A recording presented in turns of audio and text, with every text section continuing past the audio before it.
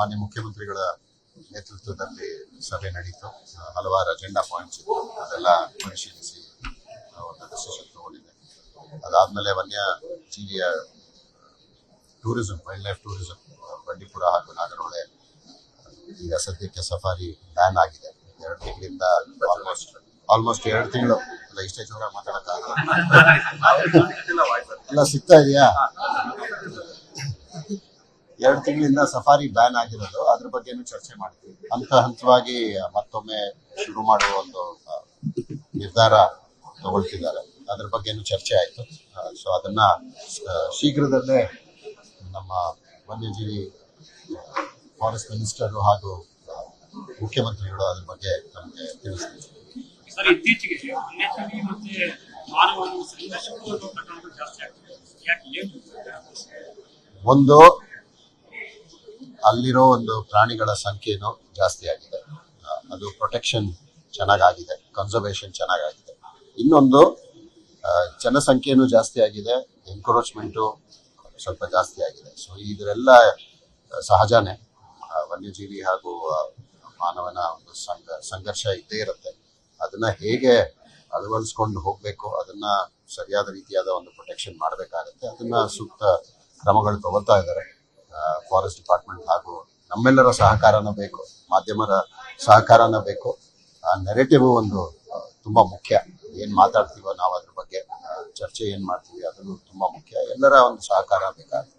Recently sir, Yeshwanthpur Chikkanahalli stone crusher ಇಂದ sir ಒಂದು ಚಿರತೆ ಸತ್ತಿದೆ. ಒಳಗಡೆ 3 ಕಬ್ಗಳಿವೆ. 4 ಚಿರತೆ ಸತ್ತಿರೋ ಲೆಕ್ಕ. ಎಸ್ ಟಿ ಸಂಶೋಧಕರವರು ಸರ್ಕಾರದ ಕ್ರಮ ತಗೊಳ್ಳಿ ಅಂತ. ಬಟ್ ಸ್ಟೋನ್ ಕ್ರಷರ್ಗಳಿಂದ ಬಂಡೆ ಬ್ಲಾಸ್ಟ್ ಆಯ್ತು ಸರ್, ಕಲ್ಲು ಬಂದು ಬಡ್ದಿರೋದು ಚಿರತೆಗೆ. 3 ಹೊಟ್ಟೆಲಿ 3 ಮರಿ ಇದ್ದು, ಗರ್ಭಿಣಿ ಚಿರತೆ ಅದು. ಆತಂಕಕಾರಿ ಬೆಳವಣಿಗೆ. ಇದೆಲ್ಲ ದುಃಖ ಆಗತ್ತೆ. ಏನ್ ಮಾಡೋದು, ಇದೆಲ್ಲ ಸರಿಯಾದ ಒಂದು ಪ್ರೋಟೋಕಾಲ್ಗಳು ತಗೋಬೇಕಾಗುತ್ತೆ. ಎಸ್ಪೆಷಲಿ ಯಾವ ಒಂದು ಸೆನ್ಸಿಟಿವ್ ಝೋನ್ ಇರುತ್ತೆ, ಯಾವ ಪ್ರಾಣಿಗಳ ಸೆನ್ಸಿಟಿವ್ ಝೋನ್ ಇರ್ಬೋದು, eco sensitive zone, buffer zone ಅಂತ ಏನಿರುತ್ತೋ ಅದ್ರ ಸುತ್ತಮುತ್ತಲು ಏನೇ ಕಾರ್ಯಕ್ರಮ ತಗೊಂಡ್ರು ಅದಕ್ಕೆಲ್ಲ ಒಂದು ಪ್ರೋಟೋಕಾಲ್ ಪ್ರಕಾರ ಅದು ಹೋದ್ರೆ ಅವಾಗ ಈ ಒಂದು ಇಂತಹ ಒಂದು ಸಂದರ್ಭ ಅಥವಾ ಘಟನೆ ಆಗಲ್ಲ. ಅದನ್ನ ನೋಡ್ಕೋಬೇಕಾಗುತ್ತೆ.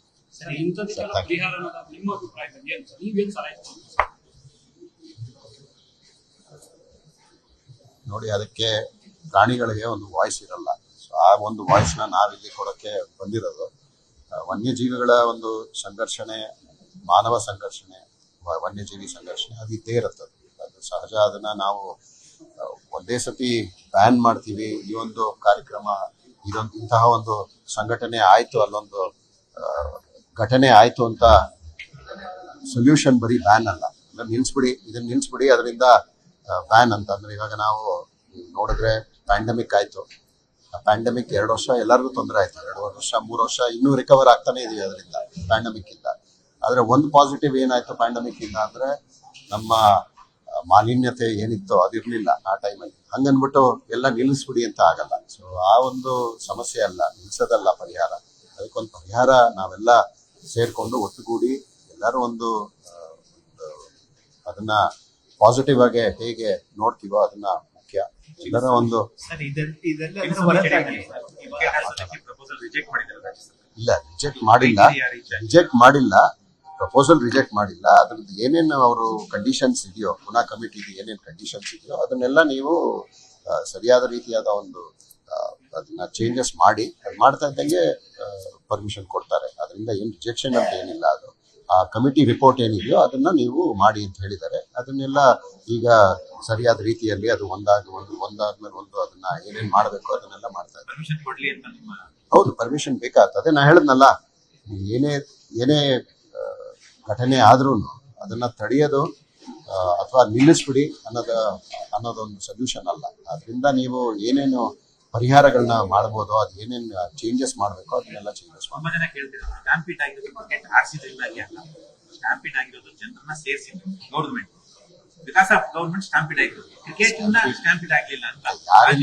ಯಾರಿಂದ ಆಯ್ತು ಅಂತ ಹೇಳೋದಲ್ಲ, ಅದೆಲ್ಲ ಇಂಪಾರ್ಟೆಂಟ್. ಆಗಿದ್ದು ಆಗ್ಬಾರ್ದಾಗಿತ್ತು, ಅದರಿಂದ ಸುಮಾರು ತೊಂದರೆಗಳಾಗಿದೆ. ಅವರ ಎಷ್ಟು ಜನ, 11 ಜನ ಅವತ್ತು ಮೃತಪಟ್ಟರು.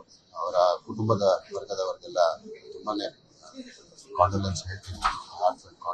ತುಂಬಾ ಆಗ್ಬಾರ್ದಾಯ್ತು ಘಟನೆ ಆಯ್ತು. ಅದರಿಂದ ಇವಾಗ ಕ್ರಿಕೆಟ್ ನಿಲ್ಲಿಸ್ಬಿಡೋದು ಚಿನ್ನಸ್ವಾಮಿ ಸ್ಟೇಡಿಯಂ ಅಲ್ಲಿ ಅದೊಂದು ಪರಿಹಾರ ಅಲ್ಲ. ಏನೇನು ಪರಿಹಾರ ತಗೋಬೇಕೋ ಅದನ್ನ ಕ್ರಮ ತಗೋಬೇಕು. ಒಂದು ಕಮಿಟಿ ರಿಪೋರ್ಟ್ ಕೊಟ್ಟಿದೆ. ಅದ್ರ ಪ್ರಕಾರ ಖಂಡಿತವಾಗಿ ವೆಂಕಟೇಶ್ ಪ್ರಸಾದ್ ಹಾಗೂ ಅವರ ತಂಡ KCA ಕಮಿಟಿ ಅವರು ಖಂಡಿತವಾಗಿ ಅದನ್ನ ಒಂದೊಂದಾದ್ಮೇಲೆ ಒಂದಾಗೊಂದು ಅದನ್ನ ಪರಿಹಾರನ ನೀಡ್ತಾ ಬರ್ತಾರೆ. ಸಮಯ ಬೇಕು ಅದಕ್ಕೆ. ಆದ್ರೆ ಖಂಡಿತವಾಗಿ ಮ್ಯಾಚಸ್ ಶುರು ಆಗತ್ತೆ ಅಂತ ನನ್ನ ಒಂದು ಅಭಿಪ್ರಾಯ. ನಿರ್ಭೀತ, ನಿಷ್ಪಕ್ಷಪಾತ, ವಿಶ್ವಾಸಾರ್ಹ ಸುದ್ದಿಗಳಿಗೆ ಮತ್ತೊಂದು ಹೆಸರಾಗಿರುವಂತ ನ್ಯೂಸ್ 18 ಕನ್ನಡ ಈಗ ಆಪ್ನಲ್ಲೂ ಲಭ್ಯವಿದೆ. ದಯವಿಟ್ಟು ಇಲ್ಲಿರುವ QR ಕೋಡ್ ಅನ್ನ ಸ್ಕ್ಯಾನ್ ಮಾಡಿಕೊಂಡು ಆಪ್ ಅನ್ನ ಡೌನ್ಲೋಡ್ ಮಾಡೋದಕ್ಕೆ ಮರಿಬೇಡಿ. ನಿಮ್ಮ ಬೆಂಬಲ ಹೀಗೆ ಸದಾ ನಮ್ಮೊಂದಿಗಿರಲಿ. ಧನ್ಯವಾದ.